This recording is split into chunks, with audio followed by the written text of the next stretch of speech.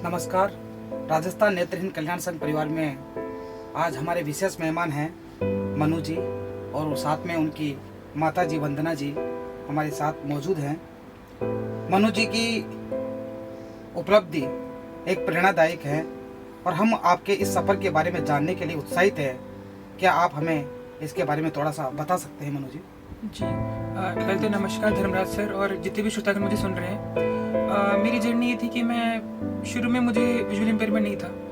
8th class तक मैं एक ज़िंदगी जी रहा था अपनी, जिसमें मुझे डिसेबिलिटी क्या होती पता भी नहीं था। फिर 8th में धीरे धीरे मुझे एहसास हुआ कि मुझे बोर्ड पे जो लिखा है वो नहीं दिख पा रहा। फर्स्ट बेंच पे बैठ के भी मुझे दिक्कत नहीं लगी। तब मैं पढ़ पाता था, रीडिंग लगाता था मैं। तो रीडिंग लगाते टाइम खड़े होकर रीडिंग लगाने में रोल नंबर वाइज मेरे को नहीं दिखने लगा, वर्ड्स मेरे ऊपर नीचे ओवरलैप होने लगे। तो मैं क्या करता था, घर पे आके मम्मी से सेम चीज़ पढ़वा के उसको रट के चला जाता था ताकि किसी को पता ना लगे, क्योंकि कोई और तो मुझे डिस्क्रिमिनेट ना करे। मेरे अंदर एक स्टिग्मा था कि डिसेबल्ड मुझे लोग बोलेंगे तो कैसा रहेगा, मतलब मैं कुछ कम हूँ लोगों से। तो जैसे मेरी चांस आती थी मैं पहले से देख लेता था कि ये वाला पैराग्राफ मुझे मिलने वाला है। फिर उसको रट के मैं क्लास में ऐसे कैसे बोल देता था ताकि लगे मैं रीडिंग लगा रहा हूँ, जबकि मैं रीडिंग नहीं लगा रहा था, तो रट के मैं बोल रहा होता था उसको। फिर उस टाइम पे तो मुझे पता नहीं था टेक्नोलॉजी क्या होती है या फिर ब्रेल क्या होती है, फिर जरिए क्या है। तो मेरी मम्मी उस टाइम पे पूरा NCERT हो गई या फिर क्लास नोट्स हो गए, बुक्स हो गई, पूरा सुबह से रात तक पढ़ा करती थी। चाहे इनका व्रत हो, कुछ भी हो, पूरे सुबह से रात तक। बोर्ड के एग्ज़ाम के पहले तो और भी ज़्यादा पढ़ना पड़ता था। तो ऐसे करते करते 10th में मेरे 9.8 CGPA आए। मैं सेंट जेवियर स्कूल में था। उन स्कूल का भी काफ़ी सपोर्ट रहा कि उन्होंने मुझे एहसास नहीं दिया कि कुछ कमी है, कुछ मुझे एक्स्ट्रा चाहिए होता था वो ले देते थे। जैसे एक इंस्टेंस मुझे याद आता है, 11th क्लास में मेरे पास चॉइस थी कि मैं या तो कंप्यूटर लूँ या इकोनॉमिक्स लूँ। मुझे कंप्यूटर में बचपन से काफ़ी इंटरेस्ट था, तो मैंने बोला कि मुझे कंप्यूटर चाहिए। तब घर में कुछ लोगों को लगा कि कंप्यूटर साइंस तो कैसे कर पाएगा, और बड़ी लाजमी सी बात है, बिना कंप्यूटर को देखे तो कैसे करा सकता है। पर स्कूल ने सपोर्ट किया कि नहीं, फादर प्रिंसिपल ने सपोर्ट किया कि ले लेना चाहिए जो बच्चे के इंटरेस्ट है। तो मैंने कंप्यूटर साइंस ली। मम्मी को थोड़ा सा बताया मैंने कि इसको एस्टेरिस्क बोलते हैं, इसको एंड बोलते हैं, इसको एम्परसेंट बोलते हैं, क्योंकि कोडिंग में बहुत सारी चीज़ें साइंस सिंबल्स होती हैं। मम्मी ने सीखा, सपोर्ट किया मुझे। सर काफ़ी गर्व के साथ बता रहा हूँ कि 12th में मेरे CBSE बोर्ड में 100 out of 100 मार्क्स है कंप्यूटर साइंस, जो स्कूल में एक रिकॉर्ड था मेरे, एक साइटेड स्कूल में होने के बावजूद भी। उसके बाद में मेरे 94% थे 12th में। तो मुझे दिल्ली जाने का मौका मिला। तब मुझे लगा कि मैं दिल्ली चला तो जाऊँगा, पर मुझे ना टेक्नोलॉजी पता, ना मैं घर से कैसे दूर जा पाऊँगा। तब मेरी मम्मी ने दोबारा अपना हाथ ऊपर किया कि जो भी परेशानी है कि मैं खुद देखूंगी, और एक सेकंड के लिए उन्होंने हेजिटेट नहीं किया कि दिल्ली जाके क्या होगा, फिर मैं कैसे कर पाऊंगी। वो मेरे साथ दिल्ली गई, वहाँ पे मैं हिंदू कॉलेज में पढ़ा, वहाँ पे मैंने अपनी पढ़ाई करी। फिर मैंने अपनी मास्टर्स जवाहरलाल नेहरू यूनिवर्सिटी दिल्ली से करी, IR के अंदर, इंटरनेशनल रिलेशंस के अंदर। अभी करंटली मैंने PhD में एनरोल किया। साथ ही मुझे कोविड आया, तब मुझे लगा कि UPSC एक एग्ज़ाम है जो मैं बहुत पहले से चाहता था कि मैं दूँ। तो काफ़ी टाइम मेरे हाथ में था, तो उसको मेरे पास समय था कि मैं पढ़ पाऊँ। तो और उस टाइम पे मेरे आसपास के बच्चों ने मुझे और भी काफ़ी पर्सन विद डिसेबिलिटी से बात करने का मौका मिला दिल्ली यूनिवर्सिटी के अंदर। तो सेंसिटाइजेशन हुआ थोड़ा सा कि मैनेज करा जा सकता है, कि ऐसे नहीं कि आपकी बहुत कुछ कमी हो गया, कुछ हो गया, बस एक अलग तरीका है बुक पढ़ने का। कोई बुक देख के पढ़ रहा है, कोई ब्रेल से पढ़ रहा है, या फिर कोई सुन के पढ़ रहा है, या फिर कोई टॉक बैक से पढ़ रहा है। तो एक अलग अलग तरीके हैं, वो कोई तरीका गलत या सही नहीं, बस अलग तरीके हैं किसी चीज़ को करने के। तो मैंने टेक्नोलॉजी सीखी, खुद से पढ़ने लिखने लगा, UPSC की प्रिपरेशन खुद से करी। जो MCQs थे जिनमें टेक्नोलॉजी थोड़ा नहीं कर पाती आज के टाइम पे, तो मेरी मम्मी ने सपोर्ट किया उस टाइम पे। हैंड रिटन नोट से मेरी मम्मी ने सपोर्ट किया उस टाइम पे। ऐसे करते करते UPSC दिया, पहले अटेम्प्ट में दिया, तब मुझे काफ़ी था कि मेरा आज तक टॉप रैंक आ रही हर जगह, तो मेरा क्यों नहीं होगा, पर नहीं हो पाया अनफॉर्चुनेटली। मेरा प्रीलिम्स हो पाया पर मेंस नहीं हो पाया। उसके बाद मैं सेकंड अटेम्प्ट दोबारा दिया, तब भी फैमिली का सपोर्ट था। किसी ने भी मुझे क्वेश्चन नहीं उठाया कि तू क्या कर रहा है, फिर कैसे नहीं निकला, तूने पढ़ाई नहीं करी थी क्या, फिर तेरे कमी है। सबने सपोर्ट किया कि तू पढ़ाई में अच्छा है, एग्जाम ही ऐसा है कि कभी होता है कभी नहीं हो पाता, दोबारा ट्राई करेगा हो जाएगा। अगली बार दिया, प्रीलिम्स क्लियर हुआ, मेंस क्लियर हुआ, इंटरव्यू कॉल आई, इंटरव्यू दिया, और अभी आपके सामने से 91st रैंक। आपके जीवन में सबसे बड़ी प्रेरणा कौन या क्या रही जिसने आपको इस मुकाम तक पहुंचाया? प्रेरणा के पीछे सबसे बड़ा हाथ किसका? सर निसंदेह मेरी मम्मी जो मेरे साथ में बैठी, मेरी माता जी, पूरा इनका प्रेरणा है। क्योंकि अगर वो शुरू में मेरे पे सपोर्ट नहीं दिखाती, मुझे ट्रस्ट नहीं करती, तो मैं इस एग्ज़ाम को देने का सोचता भी नहीं। मतलब मेरे कभी दिमाग में ख्याल में आता कि मैं एग्ज़ाम दे सकता हूँ। तो और उन्होंने जितना एफर्ट डाला मेरे ऊपर, मैं समझता हूँ कि मैं उसका शायद 10% भी नहीं लगा मेरा, तो क्योंकि सारी मुसीबतें तो उन्होंने खुद से ही हैंडल कर ली। मेरे तक मुसीबतें कौन नहीं दिया, आसपास कुछ बोल रहा है, फिर कोई क्या बोल रहा है, या फिर कोई परेशानी आ रही है, तो मेरे को बिना बताए वो खुद से हैंडल कर लिया करती थी। तो वही रहेगी प्रेरणा। एक सबसे बड़ा सवाल ये होता है कि जो दृष्टिबाधित उम्मीदवार होता है UPSC की जो तैयारी करने के लिए, उनकी विशेष बाधाएं क्या क्या होती है और कौन कौन सी बाधाओं का सामना उनको करना पड़ता है? जी सर यूपीएससी एक तो बहुत लॉन्ग जर्नी है। कॉलेज के एग्जाम में हमें 10 दिन 15 दिन पढ़ना होता है, काम हो जाता है। पर यूपीएससी ऐसे कि आपको लगातार 1 से 1.5 साल तो पढ़ना ही पड़ेगा, 8 से 10 घंटे। उसके बिना थोड़ा मुश्किल रहता है। सर मुश्किल यही आती है कि एक्सेसिबल मटेरियल अब तो फिर भी अवेलेबल है, पर कुछ टाइम पहले तो मुश्किल था। कोविड के बाद से पीडीएफ और सबका चलन बढ़ गया है, तो अब तो मिल जाता है। दूसरी ये आती है कि एमसीक्यू फॉर्मेट में काफ़ी चीज़ें होती हैं। जो क्वेश्चन होते हैं प्रीलिम्स पूरा एमसीक्यू फॉर्मेट होता है, और उससे मैथ्स भी बहुत अच्छी मात्रा में मैथ्स आती है उसके अंदर। तो और वो मैथ्स ये बोलते हैं 10th लेवल की, पर वो आती थोड़े हाई लेवल की है, तो उसको करने में थोड़ी परेशानी रहती है, क्योंकि कट ऑफ सेम जाती है उसमें, जनरल की और विजुअल इम्पेयर्ड की सेम कट ऑफ जाती है। हाँ, पर उस कट ऑफ को क्लियर करना पड़ता है।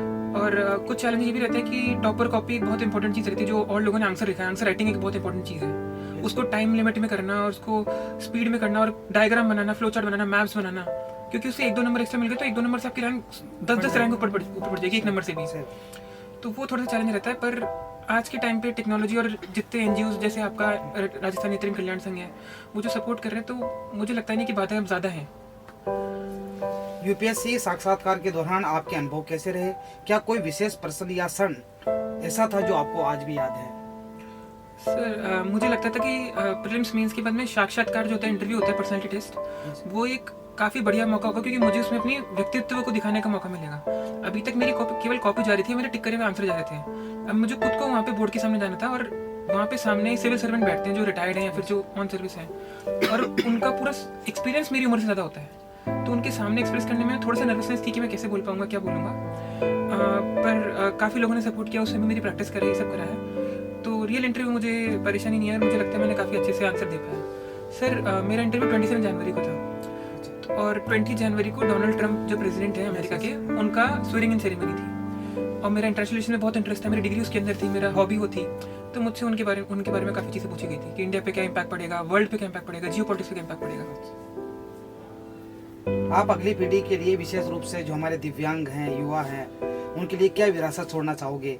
साक्षात्कार के दौरान जो बातें हुई और जो उनके एक प्रेरणा स्रोत बन सके, ऐसे क्या उन युवाओं को, उन बच्चों को क्या प्रेरणा मिले कि जिससे कि वो भी इस हुनर से आगे बढ़ सके?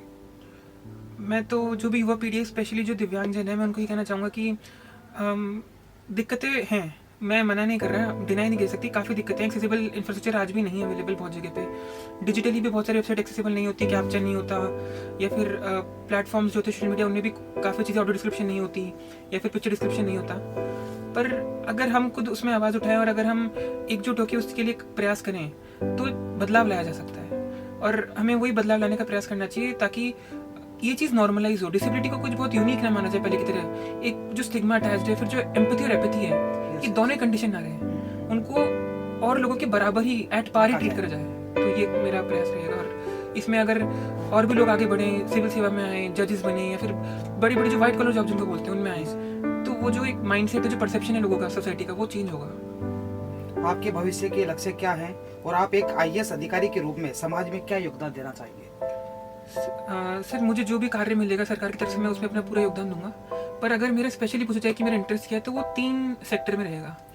सर 2 तो है पढ़ाई और दवाई, हेल्थ एंड एजुकेशन। मुझे लगता है कि ह्यूमन कैपेसिटी डेवलपमेंट में इनका सबसे बहुमूल्य योगदान होता है। अगर हेल्थ और एजुकेशन है तो कोई किसी भी ऊंचाई तक पहुंच सकता है, ये सबसे बड़े वेपन्स है जो किसी इंसान के पास में।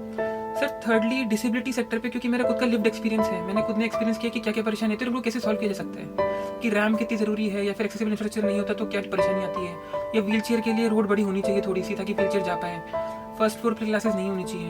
ये सब चीज़ें जो मुझे पता चली, तो मैं अपने अनुभव को उसमें इम्प्लीमेंट करना चाहूँगा। बहुत बढ़िया। आपके इस सफलता के अंदर माता जी की बड़ी भागीदारी रही है, वंदना जी भी हमारे साथ हैं। वंदना जी से मैं पूछना चाहूँगा कि आज आप मनोज जी का साथ देकर एक ऐसा मनुष्य को एक इतनी बड़ी उपलब्धि हासिल करवाने में आपका बहुत बड़ा योगदान है। मानते हैं कि मेहनत मनोज जी की है, रात दिन पढ़कर उन्होंने इस लगन से इस मुकाम तक प्राप्ति की है, पर आपने साथ में रहकर कैसे कैसे चैलेंज मनोज जी के साथ देखने को आपको मिला? मैं ये बोलना चाहूँगी कि परेशानी तो सभी की लाइफ में रहती है, किसी की कम है, किसी की ज़्यादा है, किसी की दिखती है, किसी की नहीं दिखती, लेकिन जो आँख वाली परेशानी है वो तो एक बड़ी बाधा ही है बच्चे के लिए, कि वो पढ़ना चाहता है तब भी नहीं पढ़ पा रहा। मतलब उसके लिए बहुत कठिन परिस्थिति है कि मतलब साथ वालों को लगना बहुत जरूरी है कि अकेला बच्चा नहीं कर सकता। और जो पढ़ाई ऐसी चीज़ है वो 1-2 दिन या 1 महीने की 2 महीने की नहीं है, ये बरसों की मेहनत होती है बच्चों की। तो अगर बच्चे को ये अपन मोटिवेशन देंगे, तसल्ली देंगे कि अभी नहीं, आज नहीं, कल परसों, तो एक दिन, साल लग जाए, 2 साल लग जाए, तो उसमें पेरेंट्स के लिए मैं ज़्यादा ये बोलना चाहूँगी कि पेरेंट्स साथ लगे बच्चे में। उनको ये नहीं सोचे कि नहीं बच्चा नहीं कर पाएगा, क्योंकि मैंने देखा है बच्चे सब टैलेंटेड हैं, सब इंटेलिजेंट बच्चे हैं। अगर पेरेंट्स का सपोर्ट होगा तो हर बच्चा, जैसे मन्नू निकला है ना, मैं गारंटी से बोल सकती हूँ कि जो मैं आज घूमी हूँ आपके यहाँ पर इंस्टीट्यूट में, हर बच्चे में कुछ ना कुछ टैलेंट है, इतने एक्टिव बच्चे हैं। जैसे आप लोग पूरा चारों तरफ से आपने जो कर रखा है उनके लिए प्लान, इस तरह से चलेगा तो मेरे को लगता है कि एक बच्चा कुछ ना कुछ बनेगा आगे लाइफ के अंदर। बट पेरेंट्स का बड़ा योगदान उसमें होना चाहिए। पेरेंट्स का जो माहौल है, एक एनवायरनमेंट है फैमिली का, मतलब सपोर्ट, ये बहुत जरूरी है कि अकेला बच्चा तो नहीं कर सकता। ये तो जनरल बच्चा होगा, ये वीआई बच्चा होगा, दोनों ही बच्चे नहीं कर सकते। तो फैमिली सपोर्ट तो बहुत इम्पोर्टेंट है, पेरेंट्स का मेनली। मनोज जी, हमारी विजय आज की जो राजस्थान नेत्रहीन कल्याण संघ की आपने किया, आपको क्या अनुभव यहाँ पर देखने को मिला? भी आपका समय कुछ ज़्यादा नहीं हुआ, 10, 15, 20, 25 मिनट में जो कालखंड में आपने जो चीज़ें देखी, बच्चों से मिले, यहाँ की व्यवस्था देखी, उससे आपको क्या लगता है? सर मुझे लगता है कि मैं यहाँ पे पहले क्यों नहीं आया। मतलब मैं 10 साल पहले आया था, पर मैं कंटिन्यू नहीं कर पाया, मैं दिल्ली चला गया था। तो अगर मैं पहले आता तो छोटे छोटे बच्चे जैसे टाइपिंग कर रहे हैं, उनको जो सिखाया जा रहा है, जो व्यवस्था इतनी प्रॉपर है, पूरा सिस्टम बना हुआ है, हर चीज़ के लिए बच्चे खुद से कर पा रहे हैं, इंडिपेंडेंटली कर पा रहे हैं, आत्मनिर्भर है, किसी पे डिपेंडेंट नहीं है। खुद से खाना खाना हो, अरेंज करना हो, खुद से पढ़ाई करना हो, इतना टैलेंट सर, इतना टैलेंट, मतलब इनको सपोर्ट कर ले तो कहाँ नहीं पहुँच सकते सर। ऊपर से मैंने ये भी देखा कि जो चीज़ मैंने इतने बाद में सीखी, 12th के बाद सीखी, वो छोटे छोटे बच्चों को यहाँ पे सिखाई जा रही है। तो वो एम्पावरमेंट है उनका कि अगर वो अभी से सीख जाएंगे तो मेरे से तो कितना बेहतर कर सकते हैं, मतलब मुझे ये लगता है।